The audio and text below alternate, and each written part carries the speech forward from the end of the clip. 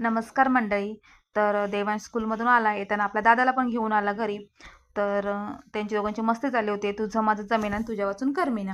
तर इकडे T व्हीवरती all time favourite तारक मेहता हे लागलं होतं. तर म्हटलं त्यांची मस्ती चालू आहे, तर आपण इथं जेवण करून घेतलं. तर स्वयंपाकामध्ये आज मी बनवते डाळ. तर डाळ घेतली, म्हटलं 2 टायमाची एकदमच बनवून घेईन. तर त्याला 2-3 वेळा धुतलं आणि इथे कुकरला लावून घेतलं. जेवढं आपल्याला पाणी आलं तेवढं ॲड करून घेतलं. आणि इकडे टोपामध्ये भात पण बनवलं आहे. आणि आता बनवते म्हटलं पनीरची भाजी. तर तर तुम्हाला जितके स्लाईस कट करून घ्यायचे तेवढं तुम्ही पनीरचे स्लाईस छोटे छोटे कट करू शकता. आणि त्यानंतर मग म्हटलं आता वाटण बनवून घेते. त्यासाठी मी कांदा, टॅमॅटो असे घेतले वाटण्यासाठी. तर गॅसवरती कढई ठेवलं आणि कढईमध्ये थोडंसं तेल टाकलं. आणि त्याच्यानंतर मग मी खडे मसाले घेतलेत. खडे मसाल्यामध्ये आपण घेतले तेजपत्ता, धने, जिरं आणि चक्री फूल आणि दालचिनी आणि थोडीशी बडीशेप.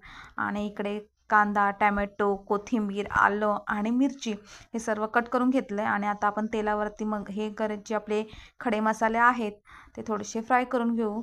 आणि त्याच्यामध्ये ॲड करू आपले हे जे आपण कट केलेत कांदा, टॅमॅटो ते पण ॲड करून घेऊ. आधी मी ह्याच्यामध्ये खडे मसाले ॲड करून घेते. आणि खडे मसाले ॲड केल्यामध्ये त्याची चव आणि छान होते आणि त्याचा छान फ्लेवर येतो खडे मसाल्यांचा. सो तुम्ही एकदा ट्राय करा. ही माझी पद्धत आहे, ही प्रत्येकाची वेगवेगळी पद्धत असते. तर ही माझी पद्धत आहे भाजी बनवण्याची.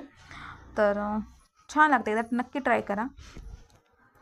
तर त्याच्यानंतर मग हे बघा तेलामध्ये मग सगळं नंतर टॅमॅटो आणि कांदा सर्व ॲड करून घेतला. कोथिंबीर सर्व एकत्र म्हटलं ॲड करून.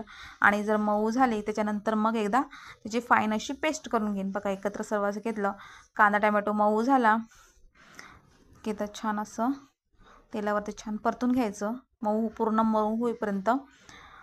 आणि तिकडे आपला भात झालेला आहे तयार आणि डाळ पण छान शिजली आहे तिथे.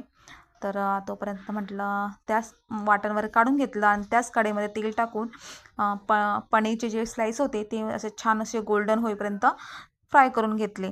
त्याच्यानंतर मग वाटण पण तिथे मी एकदा लावून घेतलं. हे बघा अशी फाईन अशी पेस्ट केली आणि त्याच कढईमध्ये तेल ॲड केलं आणि फोडणीला दिली. इकडे बघा डाळ अशी छान मस्त आपली उकळलेली आहे.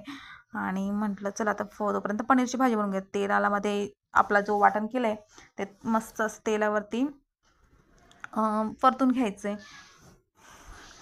सर्व ॲड करून ते परतून घेते. आणि त्याच्यामध्ये आपण ॲड करणार आहोत मटर.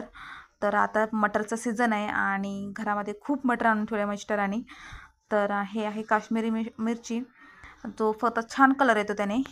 खूप टाकले पण कलरसाठी टाकले. त्याच्यानंतर मग हळद आणि मीठ हे सर्व ॲड केलं आणि सर्व एकत्र करून घेतलं.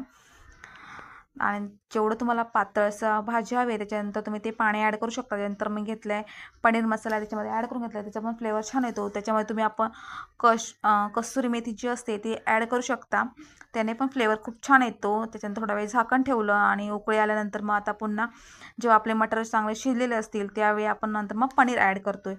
पनीर ॲड करून झालं की मस्त अशी भाजी तयार होईल. थोडा वेळ झाकण करून ठेवलं होतं.